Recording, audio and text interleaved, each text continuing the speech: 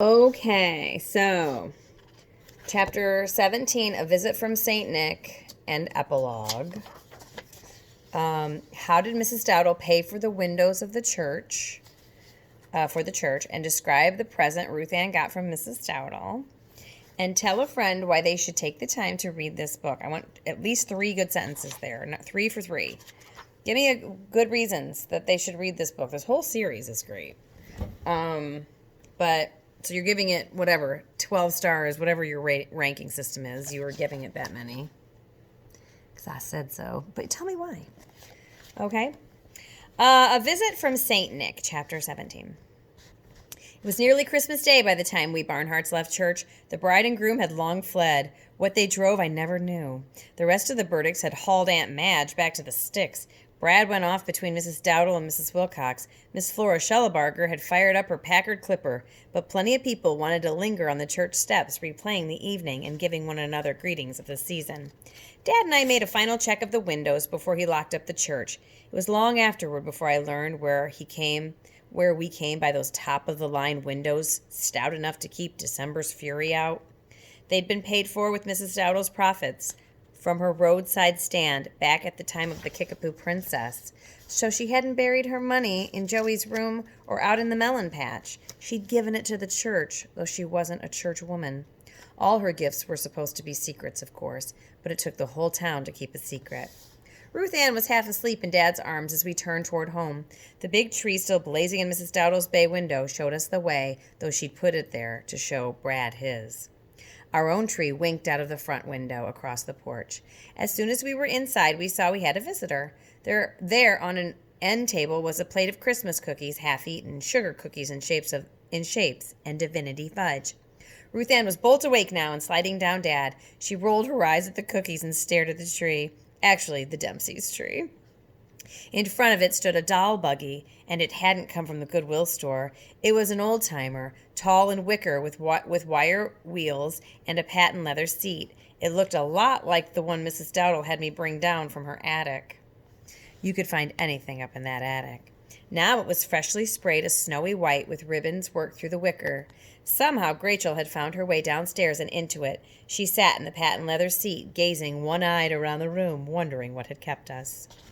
"Would you look at that?" Dad said. "Seems like we've had a visit from St. Nick while we—" "Daddy," Ruth Ann said, small but sure, "there is no Santa. Word gets around." But she couldn't take her eyes off the grand antique doll buggy. She was ready to take Rachel for a midnight airing this minute. She looked up at Phyllis and me like we ought to get ready to go. "If it wasn't Santa, who was it?" Dad said. We waited. Mother's hand slipped into Dad's. "Hoo boy," Ruth Ann said. "It was Mrs. Dowdle." "Was it?" Dad said. "Then I wonder what you could give her in return. Something she'd like. Seems like she's always the one giving gifts." Ruth Ann thought. She pulled on more chins than she had. She patted her back hair, braided with white bows to match her choir robe. "I know what." She raised a small finger. "I could tell her that I thought Santa brought it." "Good girl," Dad said.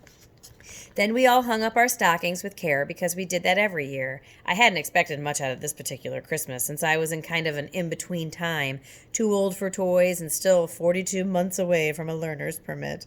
But it was the Christmas we always remembered. By the time I got up to my room, Mrs. Dowdle had doused her Christmas tree lights. She'd lit our way home, and she had her great-grandson with her. I expect he was all the Christmas she needed. Her whole house seemed to be asleep, the last house in town, and the melon patch behind. The town slept now, nestled among the silvered fields, under a Christmas star. Epilogue. It was to be our only Christmas in that town, the Christmas of 1958. All those Christmases ago. In another year, we were in Quincy, and Dad had the pulpit of Grace Methodist there. But by the time I graduated from high school, we were in Rockford. Phyllis was at Illinois Wesleyan University, and Ruth Ann was in junior high. And her with her own room with Beatles posters on every wall. You think growing up takes forever, but it doesn't. Each of Dad's churches was bigger, in a bigger town. From that time, when Gypsy Pigott had to fold his revival tent after the first night, Dad's star began to rise. He was especially praised for his funerals and weddings. Word gets around. We did some growing up wherever we were, but we grew up the most in that little podunk town where we lived next door to Mrs. Stoughall. She was no churchwoman, and she didn't neighbor, and Christmas was just another day to her, but she didn't wait for Christmas to give out her gifts.